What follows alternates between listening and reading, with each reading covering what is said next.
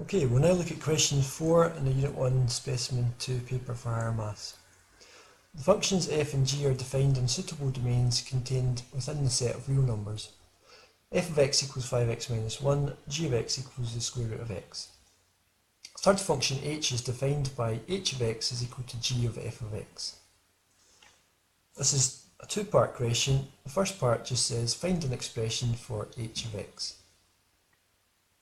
So the first thing we have to do here, we have to write down what h of x is in terms of g of f of x.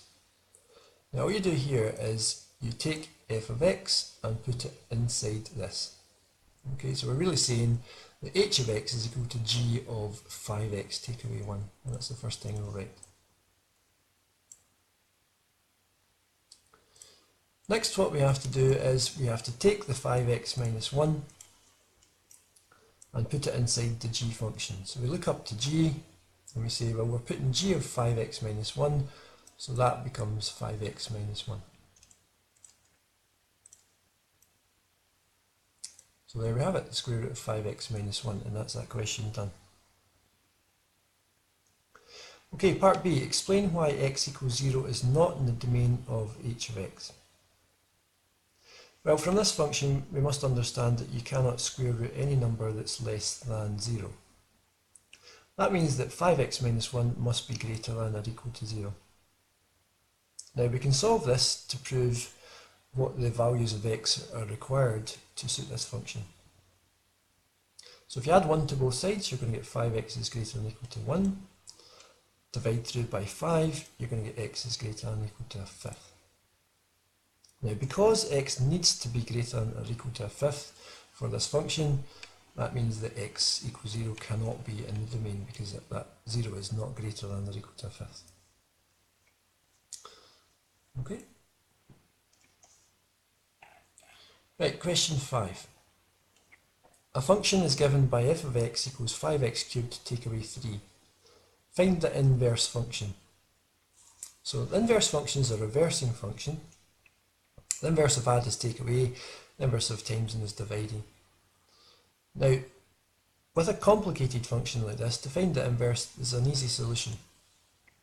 Because we're trying to get back to the start, the easiest thing to do is replace the f of x with x, the starting point, and replace the starting point with the end point. So replace the x here with the inverse function.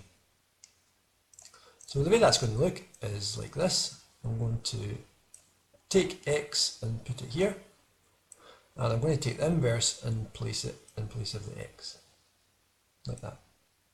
So 5 times the inverse function cubed take away 3.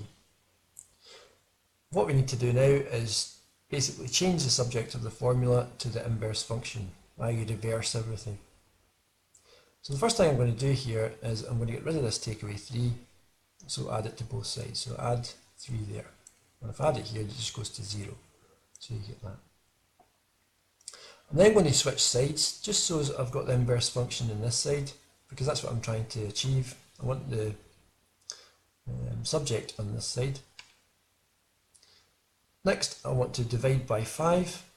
So I'm going to take my x plus 3, divide through by 5. That leaves me with inverse function cubed equals x plus 3 over 5. And lastly, I need to cube root, and to undo this cubing function. So that would mean to get the inverse function, you take the cube root of all of that. And that's your answer. To undo this function up here, you take x, add 3, divide by 5, and then cube root.